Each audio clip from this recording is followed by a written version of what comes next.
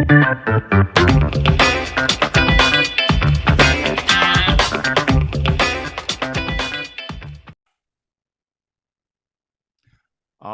right, we are back with another episode of the Real Estate Investing Club. I hope you guys are having an absolutely fantastic Friday or Monday or Wednesday, whenever you're listening to this. It is a Friday here. I'm looking outside my window, and there are buds on the trees outside. We're getting into spring. I'm super excited for it. And I'm also excited for our guest today because this is a little bit of a special episode for me, at least, because I always talk about mentors here on the podcast. You got to learn from somebody. It's the best way to go fast in real estate, to really make your game go quicker. And I learned from Matt Theriault. He's the guy that I bought his course, I don't know how many years ago, back in 2012, 2014. And now it's come full circle. He's on my podcast. I'm super excited to have you on, Matt. Thank you very much for hopping on the show. Hey, thanks for having me, Gabe. And that's awesome to actually witness what came of you. That's good. Yeah.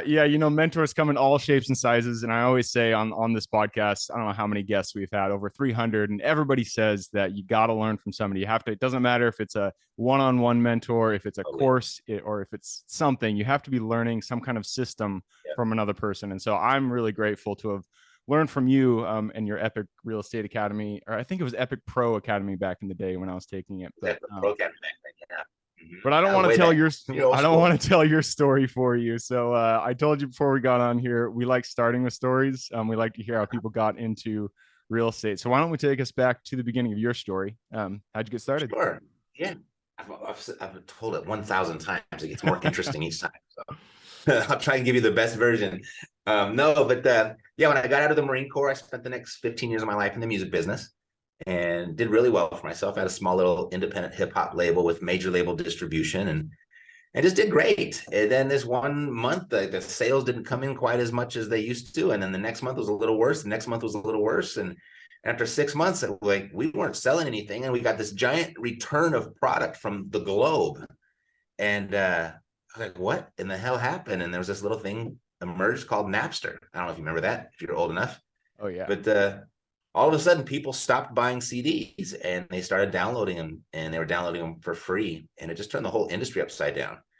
And in hindsight, it's crystal clear. But when it was happening, we were like baffled, like what's going on. But so I went out and had to try and, find something else to do, and had to reinvent myself, and went through all different types of things. I went to go look at selling insurance and selling cars, because I didn't have the credentials or degree or anything like that. Just whatever could pay a lot, and ended up at a really high paying gig bagging groceries. And it was the only thing I could find. I had to eat. So after about 6 months of that, figuring out, okay, I better do something, or else I might get stuck here for the rest of my life. And someone pointed me towards real estate. They knew I liked money, and they knew I missed my money. And they said, you know what, that's probably your best chance. It's where it's the final frontier where the average person has a legitimate shot at creating some real wealth. And at that point, I was like all out of options. I was like, okay, well, if that's the final option or the final frontier, and I'm feeling far below average right now, who am I to aspire bigger than that, is what I was kind of thinking. And so I did what I thought the logical thing was, and I became a real estate agent.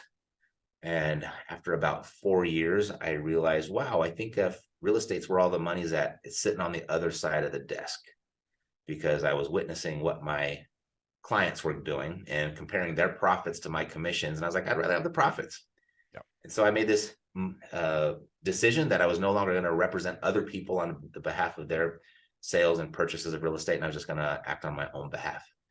So I don't know if you've ever been an agent. Gabe, did you ever play in that space at all? Okay. Yeah, no, I got started straight. I was in corporate, so I was working at Microsoft, right. As a consultant, and I just went straight into real. Well, not really straight, but I ended up in real estate without becoming an agent. Got it. You look great without your glasses. Maybe I do too. Okay, cool. I can't see you anymore, but it's all good. I became the agent, right? And I just thought that was like the place to go. And I made this transition, and getting your license does very little, if anything, to prepare you to be a real estate agent. And it does absolutely zero to prepare you to be a real estate investor. And so I made this significant investment in my own education, just like you did when we met a long time ago. And I made this big investment, and, lucky I found a good spot right away. And I just kind of did what they told me to do. And I would say, there's this little book. I doubt if you've heard of it. It's called Rich Dad Poor Dad. You hear this? It's like The an Little obscure Purple little book. Bible. Yeah, we've it's been Yeah, I mentioned don't a know few times on why this it's not more show. popular, but it just introduced me to this concept of passive income, right? And a different definition of wealth. And I had always thought, wealthy is having a lot of money in the bank, this big giant bank account. And I had that before in the music business, but I had to keep going to work or else that giant balance got smaller and smaller and smaller when I stopped working. And so I just had this new concept around, okay, so the new definition of wealth is generating enough passive income so it exceeds our monthly expenses. And if that can come in with very little participation on your part, then that's truly wealthy. I mean, that's freedom. And so I accomplished that in just under 4 years. And having had both a lot of money and having to work, and not having that much money but not having to work, I liked the second one better. I really did. Yep. And I was just thinking, you were just talking about the concept of mentors, right? Like, no one even told us that in school. And certainly nobody told us about pursuing passive income over active income. No one told us that. They don't even tell you about entrepreneurship or anything, right? I just thought, like, wow, if they would have taught me this in high school, what a different life I would have had, and probably so many others as well. Yep. And so I went to this one little rah-rah thing. I was in this multi-level marketing thing for a second, and they had these giant rah-rah events. And there's this guy on stage, and I don't know if this was true or not, but it made a lot of sense at the time. He said, wealthy people, they get wealthy by doing in one way, one real way, is they get really good at one thing and they generate multiple streams of income from that one thing. And they said the logical place for most people to start is to go out and be a consultant or a teacher or a tutor or a trainer or an educator like that. So like, okay, cool. So I kind of went that route and started doing that. And then I really got passionate about it when my wife got pregnant. Mm. And I was like, you know what, this is my opportunity, because I was always kind of envious of people that were born with rich families or born with entrepreneurial families. I mean, I came from a family of civil servants and the police officers and firefighters and, aerospace engineers, stuff like that. But nobody had anything entrepreneurial in our family at all. And I was always envious of that, because I would thought, once you dig deeper into a lot of those types of stories, you see like, oh, his dad or his uncle or his next door neighbor or something, like something gave him a little leg up. Yeah. Just a testimony to the mentors, right? And so my son was being born. I was like, I want him to have that advantage. Yep. So then I got really passionate about the teaching part of it. Yep. And we built this whole thing, and here we are, almost 15 years later now. So I'm now been in the investing in the education business for almost as long as I was in the music business. Nice. I love it. Well, I'm glad you jumped into the education side, because that is, as I said, that's how I first got my educational step into real estate. I think I waited a little bit too long, but that seems to be the case for most people. I wish I would have got started earlier in my career. But you're the one that I learned from, and I liked a lot of things about that you teach. My number one thing that I really enjoyed about your course was it wasn't a spreadsheet. It was you had a name for it, but it's basically every single action that you took, you put a point value to it, and you needed to get to 100 points. It's called the Daily Success Report. Yes, that one. I love that changed concept. It to the Daily Navigator, but yes, go ahead. Okay.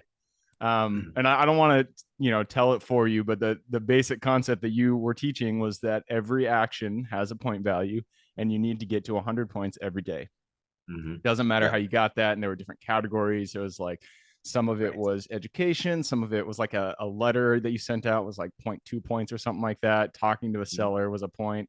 I don't remember the actual values, but that was the gist of it. If it added up to 100 at the end of the day, you get enough of those days in a row, you're going to see success no matter what. And I like that, because it meant, when I was just getting started, I was like, what if I fail? It takes out that element of failure, because you're going to fail. It's guaranteed. You're going to be failing many times throughout your career. But if you just keep going and you just keep making those actions, those incremental actions, eventually you're going to get to where you want to go. Do you still use that same concept in your course and your teaching today, or has it changed at all? Yeah, 100%. It's the only way I can guarantee a student's success. Yeah. Because we all know real estate works. You just look around, there's plenty of evidence there, and there's plenty of people and stories that right? We know that works. And I've got, after 15 years, I'll put my success stories, my case studies up against anybody as far as proof that what we do here works. But I still can't make that guarantee to a brand new person, because they're the big variable in the middle. But I do know if that person executes the money-making activities consistently and with persistence, the law of cause and effect says they have to succeed. Yep. And so that's, yeah, I can't see us running a coaching or a training business in any other way. Yep.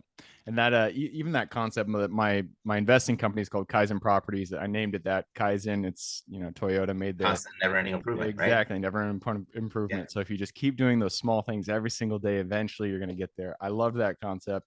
The other thing that I took from your that I really enjoyed about your teachings was, and I still use it to this day. Now I'm in commercial. I don't do single family, but the letter of intent. You had your three option. I think it was called the three option letter of intent. Yeah. Yours is a little bit different than mine today, but I think you had the seller financing, the interest only, and then the cash. Is that still Right. still in the course? Oh, it's a major tool. Ours has changed quite a bit as well. We've adopted it, or we've changed it to basically it's a 2 option disguised as a 3. It's where it's the low ball all cash offer where we're going for the equity play. Yep. Then the second one is the seller financed offer, and it's creatively worded so it's principal only payments. And so there's the second one. And the third one is, if you want to get top dollar for your house, I have a great real estate agent I can refer you to. Okay. Right. So we kind of did that. We kind of narrowed it down. Here's our 2 options, and kind of use the third one as like, oh gosh, I guess I better pick one of these other 2. Right. That makes sense. Yeah. And so we've just changed that. Actually, well, if you want the secret, the way we've changed it to now. Yeah, let's hear it. Okay. So we changed it because we got enough of those people that said, you know what, maybe it is best I go with a real estate agent. Thank you for the connection. Right. Mm-hmm. And, real estate agents aren't typically, there's some good ones out there, but they're not the sharpest tools in the shed. And they don't have the drive and the motivation and that you really need to, like, okay, I set you up with a listing presentation, go close it, sell it, and send me a referral fee. Right. Yeah. And, there's like, oh, I'm kind of busy right now, or I'm out to lunch, or I'm on vacation. And there wasn't that urgency. So we lose a lot of deals because of the drive or the lack of drive that the real estate agent had. So what we started doing now is our third option is a novation agreement. Okay. Where we take control of the property and then we go hire the agent ourselves. I have heard one of my partners on the commercial side, he does novations. I've heard of it. I have no idea what it actually is. Can you just give like a 30,000 foot view? What is a novation? What is it? What's the concept? Sure. Yeah, I don't know if you follow Pace Morby. He came out with, he kind of started making that term really, really popular. And, he's the creative real estate guy too. But he said he had never said anything ever before that I didn't. Oh yeah, I know that. I do all that on myself. I do it in my sleep. No big deal. I understand. But he kept dropping this word novation agreement. I was like, what in the hell is that? I'm afraid to ask because now I'm going to look dumb. Right. So I went and just Googled it and I figured out kind of what it was. I I did one of these a long time ago. I just didn't know that's what it was called. And it was where you kind of partner with the seller. And how we did it was we would put the property under contract and then we'd have like 90 days to close. But while we put it under contract, we'd go and do some repairs, increase the value. And then we'd split the profits with the seller when we went and sold it for full retail. Oh, okay. So, okay. Right. So we don't actually take ownership right away. We take, we're partners. We do the rehab, then go sell it and get the profit off the retail market that way. So that's what I did. And then I started listening to more to what Pace was talking about. It sounds like that he was doing. I was like, okay, I got it. I've done that before. No big deal. We didn't use a novation agreement. We used a trust to execute the same strategy. And then there's this other guy. Oh my gosh, he was just on my podcast. His name escapes me. And we were talking about novations. I said, oh yeah, this is what it is. Oh, no. This is how we do it. And I was like, oh my gosh, that's how I'm going to put it into my 3 option letter of intent now. So it's basically say my low ball all cash offer is $200,000. And my seller financed offer is, I always put that at full retail because it's principal only. So say full retail is $400,000. So I got $200,000, $400,000. And they're like, no, we need a lot more than that. So we promised them, say, a net of $300,000. And so what we'll do is we'll execute this novation agreement. So we promise them a net of $300,000. We get permission to go and take it out to the open market. We find a retail buyer. And so we bring it back. And so whatever we can sell it above $300,000, we'll pay the closing costs and the real estate or the agent fees. And we get to keep the difference there. And when you start doing the math, there's actually a little bit more profit there than there is actually wholesaling it. And so we're kind of, we're kind of positioning that and incorporating that many more times into our business now. Nice. I love it. Yeah, I like adding new strategies. There's always so many. I mean, it's one of the reasons I love real estate is there's so many ways to do it. There's so many different things you can implement. Yep. In terms of how you guys are executing your business today, are you do you do any of the do you do I think you do multifamily? Do you do any other asset classes, or is it mostly, single It's family mostly fix and single family. It's flips? almost all single family. We've done plenty of multifamily, but it's always been by way of marketing to a single family owner who Okay, happened to own multifamily. And so gotcha. that's how we've incorporated the multifamily into our portfolio, but we haven't got after it intentionally, no. Gotcha. And you guys are still focused down in Southern Cal? No, I'm nationwide. So I'm Oh, living in okay. Vegas now too, though. So we are our own internal Mercedes and our efforts are really focused here in Vegas. We have a turnkey operation though that's nationwide. We're in 10 different markets across the nation. So we're very active and got kind of our finger on the pulse of the whole market. But that's how we're diversified. Very cool. I love it. So another thing that I really liked about your course was your marketing. You I love talked. this interview. Just keep on telling me what you like about it. This is I know, right? I wasn't It's expecting a this, but little thank you. pump version of it. You talked a lot about your marketing. You did a lot of off-market marketing, and your yellow letters. That was the thing that I got my first wholesale. I remember it was $5,000, a whole $5,000 for that first wholesale, but it felt like a million because I got it done. The Mhm. first one is always the hardest. So I feel like 5,000 seems to be the number that most people get on their first wholesale anyways. It It's seems just like like, it's right around that range. Yep, for sure. yeah, Either just on that first one, they can't believe it's working and they're kind of afraid to ask for more because they don't want to ruin it. It's kind of what yeah, I'm thinking happens. yep, Hmm. exactly. So that's what I did. I did the yellow letters, sent them out. And I remember you guys did yellow letters, bandit signs. There's a few others. I can't remember what it was. How do you have you changed your off market strategy at all? Or are you guys still doing the yellow letters, still doing the bandit signs? Yeah, I mean, the thing about marketing, we want to be real estate investors, but you're really a marketer first. Hmm. Because if you can't market and generate those off-market opportunities, then you're never going to buy at a discount. You have to go through an agent, you have to pay retail, you're going to have to put down payments, you have to qualify for loans. You're not going to be able to do anything creatively. So you have to become a really good marketer. And you know, there's just every time a marketing strategy gets popular, the marketers, they ruin everything, right? They'll just overdo it. So, there's a good little era there where the Google Street View postcards were really, Oh, really popular and generating a lot of response, right? Because they're sending out this postcard, had a picture of their house on it. They're like, hey, what's this all about? When people started using the texting, that got really popular because it was really effective right away. yeah, And now those super have cheap become much too. less effective. Say again? Yeah, super cheap too. Super cheap. Yes, everyone like, whoever let that cat out of the bag should have kept that cat in, and they'd probably still be crushing right now.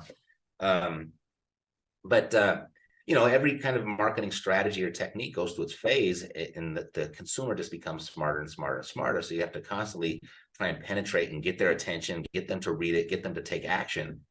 And so what we're doing right now, like in direct mail, like those postcards and everything don't work as well. We just tried this. We went back to like the regular old Oh yeah. yellow one that looks like a bandit sign type thing. And we're using like a texting call to action, like text the keyword to such and such for an offer, and it takes them to a little texting chat bot thing. And so that it works okay, but I think people are just skeptical of the text now from strangers. Like Hmm. they won't click on any links anymore, and because we can see if they do or not. So we started doing now is, and I think this is really good, especially if you're on a budget, if you have a small marketing budget. And this has always kind of been the advice is that you kind of take this sniper approach to your lists and you layer multiple factors of distress on top of each other. So you get this highly targeted list. So odds are that's going to be a more motivated list than if you went broad. Yeah. And if you can go broad because that's the best way to do it. But if you don't have the budget for it, then this would be the second best way. But when you pull out that list, and although it might be the percentages might be in your favor that they're more motivated, if you're sending the same little piece of mail that all the other people are sending, that and that person just happens to be on the broad list too, then it doesn't really differentiate, right? It doesn't really help.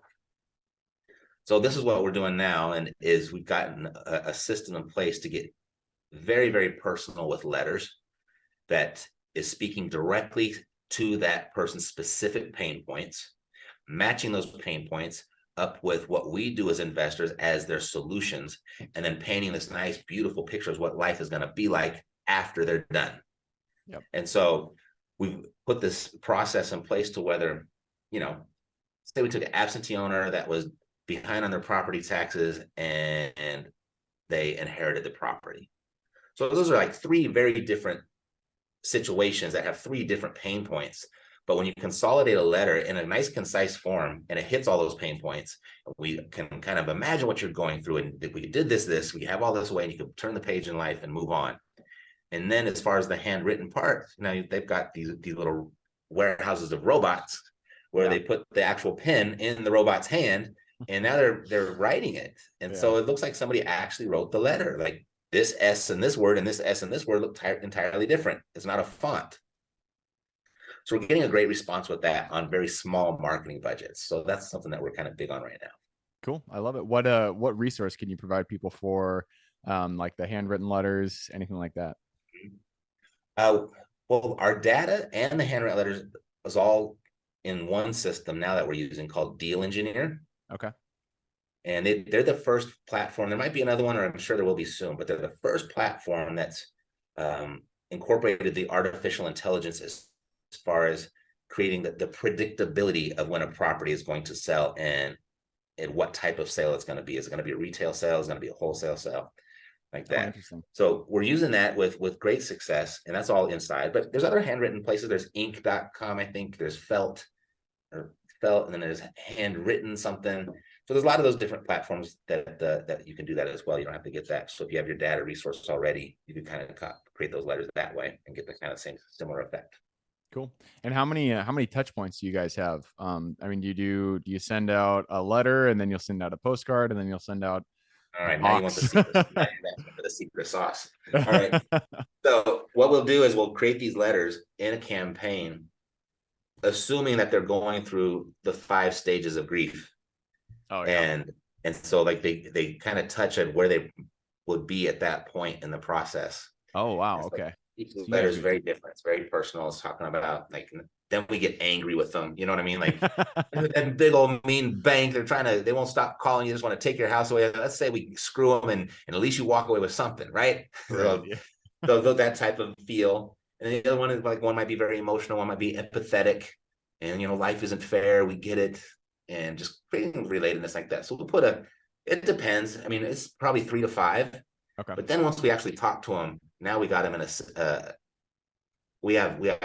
you probably remember the red, green, brown apples. Do you remember that? I don't remember that actually. Okay. So the red apples are those that need to sell. The green are the ones that yep, I remember this. Yep. And the brown are they're curious about selling, right? So you want to spend all of your time with the red apples. You want your follow-up system to spend all of the time with the green and the brown. So we have customized follow-up sequences. That's a combination of letters, text messages, ringless voicemail, and email. That's kind of going along line with their motivation. So, and that same personal situation is in place there. So fortune is in the follow-up. I wish that I could just send out one postcard and close 100 deals. Yeah. But if you send out one postcard, you can close 100 deals if you follow up with all the leads it generated. Yep. Yeah, I remember that. You said, and I apologize for people listening. I think we're getting a little bit of internet problems here. It might be on my end, which I apologize. I got the highest internet package they offered out here, but I guess it's not enough. I remember about the Apple thing. You would say that the red apples are only about 5% of the leads that come in, and this is something that I took from your course and I've taken from a lot of people's content that I've consumed. And I think everybody who wants to get into real estate, who really wants to see success, take this to heart. It takes a lot more volume, and when it comes to lead generation, marketing, to get a deal done than you think. Like 1%. Think of just the smallest infinitesimal amount of return for the number that you put out there. But it doesn't matter if you send 10,000 cards, you only need one to make those 10,000 cards letters have a positive ROI. So, yep, I love that. I just took a peek at the clock. It looks like we've already run it down. Before we move on to the quick question round, I do have to ask, what's next for you guys? I know you're still doing a lot out there in Vegas. What's the big picture for Epic Real Estate?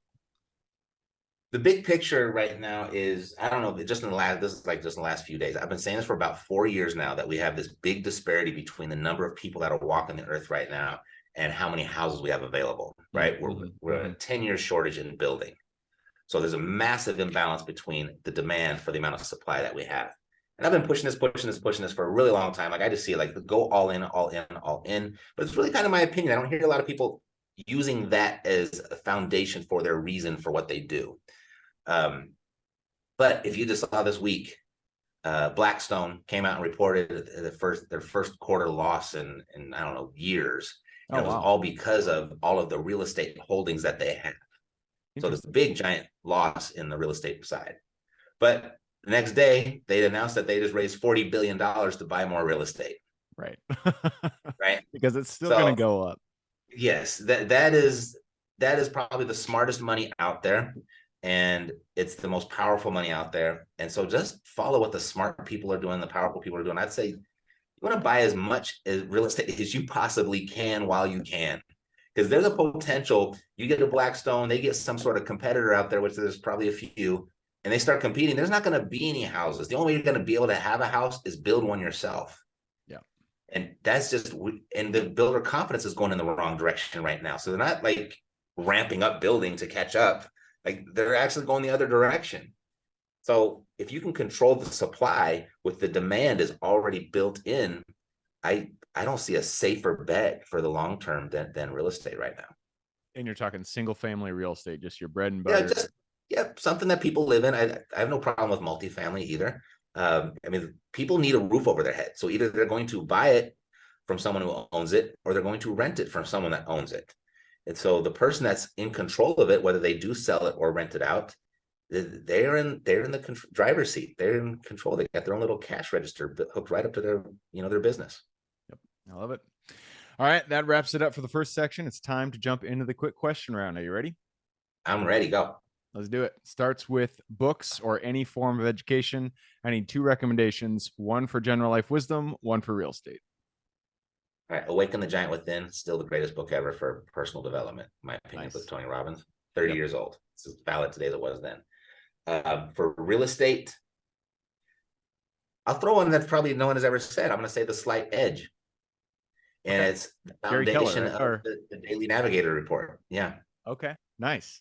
The Slight Edge, is it who wrote The Slight Edge? Jeff Olson.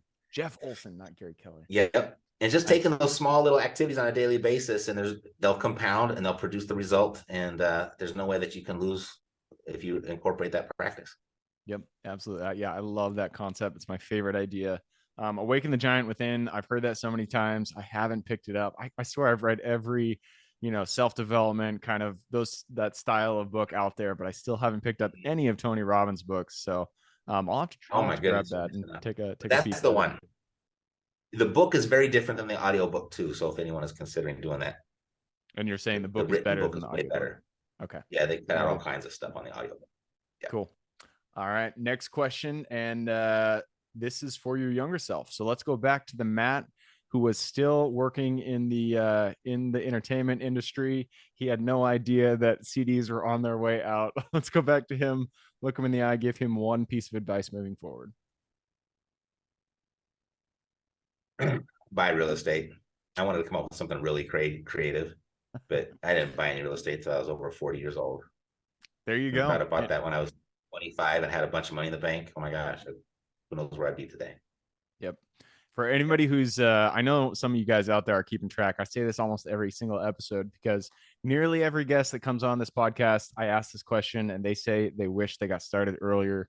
So if you are out there, you haven't bought your first piece of real estate, just get in the game, go out there, get something done, learn from somebody, go to epicrealestate.com, learn from Matt, check out any of my content on YouTube. You can learn from me. Just get in there and get it done. Everybody says they wish they got started earlier. So there you go. Yeah. Can I add just some caveats to that one? I know this is the last question round, but buy real estate, but focus on creating streams of income, not piles of cash. Okay. The streams of income. And the next part, and I should have included this in the book thing too, but Profit First has been the biggest life changer of my entire life. Wow. Okay. By Mike Michalowicz. Yeah, I've heard that one too. And again, I haven't read it, so I'm gonna have to pick that So if one you up had too. a passive income mindset and incorporated the concepts of profit first, yeah, it doesn't take long to become financially free that way. Yeah, and that's the thing is people don't realize, or I didn't realize how quickly you can really, I don't know however you want to call it, escape the rat race or become financially free. You can cover your life expenses very quickly in real estate. It doesn't take a Yep, portfolio of 10,000 properties. You can do it a doesn't. lot faster than you think. So again, if you're waiting on the fence, just go out there, get it done. You're gonna be thankful that you did. Yep. All right, next question. This is about your business. All our businesses are run on systems and people, and the first three positions really make a difference. So, what are the first three positions you hired for, and would you do it differently if you started again today? Bookkeeper for sure. If you try to go back after a year or so, that can be really, really messy. So just make sure you got someone keeping the books right up front. Um, as far as the real estate specific, I would say operations, you know, managing the administration, managing the paperwork, keeping everything organized is a big one. And then the third one, I would say I think acquisitions are the most important, but I think that as a real estate entrepreneur starting out, that's probably the last position you should let go of, is Yep. what I'm thinking. Yep. Um, Talking with the sellers in person, kind of having that. I mean, having somebody at the beginning, at the front, just that first line of defense is good. But I totally agree. You got to be talking with the sellers. You have to be interacting with them. Understanding what their needs are, what their desires are. I like that. yep. And I So, would say outsource the marketing as soon as possible, so your lead flow is consistent. yep. Yeah, and that's the easiest thing to outsource. Actually, is that marketing Yeah, piece. You that's do easy. have to. You got to set up those systems, but once you get it done, it's a lot easier. All right, next question. This is about the United States. It's a big place, a lot of square miles out there. Give me one metro you're most excited about investing in today. Hmm. I think I don't know. There's no reason to change, but I think what the market that's been the best to me has been Birmingham, Alabama. Interesting. All Has I right. think it's had the best combination between cash flow and appreciation. You're the first person to say Birmingham as their main metro. I've heard Birmingham is a good place to invest, but the first person to say that, especially in Alabama, that's really interesting. Oh, they got there's a Mercedes there and Nike's there and the aerospace engineers. They got the military there. They got all kinds of jobs. Everybody got jobs there. All right. That's what we like to hear. Birmingham, Alabama. All right. Next question is we've already talked about this a lot, but now you got to choose your number one favorite. So, what is your favorite way to find good deals? You cut out the internet got you right there. The favorite way to what? To find good deals. Favorite way. My favorite way are referrals. There you go. We always say relationships or real estate is about relationships. It's every business is about relationships, but I feel like real estate, especially, is very a relationship based game. So, and it's a great way, especially, I mean, on commercial side, if you just talk with brokers, eventually you're going to find a deal because once it hits the market, and I'm not saying this about every single deal, there are good deals out there on market, but generally a good deal is going to be snatched up before it hits that market. So go out there, meet people, start building relationships. Moves us on to the next question. And this is about mentors. None of us are islands. We all stand on the shoulders of giants. So, who is one mentor who has contributed significantly to your career today? Probably the most significant would be the grocery store manager that told me about real estate. Nice. I like it. You know, He told you about real he estate. I like it. Okay. yeah, he'd been there. He started bagging groceries and pushing carts with there when he was 16. Wow. And when I was there at 34, he was 34. And he was 2 years away from being at 20 years. And he would have pulled out, I think, 75% of his full salary for the rest of his life. And he showed me, he said, you know what? But along the way, I've been able to pick up a couple apartment buildings, and the cash flow of my apartment buildings will exceed that salary pension for the rest of my life. And I was like, all right. Nice. I So if you like could do that. it on that, that's what was the moment where I was convinced. Yeah. And and that's the thing. I mean, not in coastal markets. Well, most markets now, it's very difficult to be picking up properties on the salary of a grocery store clerk. But there are, there's central markets that you can still pick up properties for pretty good deals. So you don't need a shit ton of money in order to get this going. I like to hear that the grocery store manager was the guy that kind of got you going. And that leads us to your strengths. We are all gifted with gifts that we uniquely provide this world. So what is your Superman strength? I would say my creativity when it comes to my marketing and when it comes to my deal structure. I think that has been my strength if I look back. And I'm really, really good on the phone. I'm really good with the people. I'm really good talking to them and coming to a win-win agreement. I just don't like it that much. Yeah. Right. But the creativity part and generating the marketing pieces and putting the deals together after there's been an agreement, that's my favorite part. So it's probably what I'm best at. Yeah. And that's a super useful skill to have, because I don't know how many times after, I've been interacting with the seller for however long, and then we finally say, okay, we part ways. This isn't going to work. A month down the line, I'm thinking, damn it, if only I had done this strategy would have worked in this situation. So creativity is super, super important, especially when you're trying to structure a deal. That leads us to the very last question. This is for the listeners. You've given us a lot to think about. I'm sure people want to reach out, get in contact with you, learn more about Epic Real Estate. So what's the best way for them to get in contact with you? Well, our main website is epicrealestate.com, but we just launched this new thing for 2023 called our Earn While You Learn program. So if you go to epicearnwhileyoulearn.com, it's a very, very easy way to get started with some basic education, and then we'll show you how to go out and find the deals. And if you want to, you can leverage my acquisition team to go negotiate and close them for you, and then we'll split it with you 50-50. So that's been our latest development. It's been very successful, very popular. So if you just want to learn about me, epicrealestate.com, there's all my news there. But then if you actually want to work with me on a very introductory level and dip your toe in the water, you can go to epicearnwhileyoulearn.com. Perfect. I love it. I will put those links in the show notes. So if y'all want to reach out to Matt, just go ahead and click the little more link on the description. It'll pull down the full description. In there, you can find both of those links, Epic Real Estate and epicearnwhileyoulearn.com.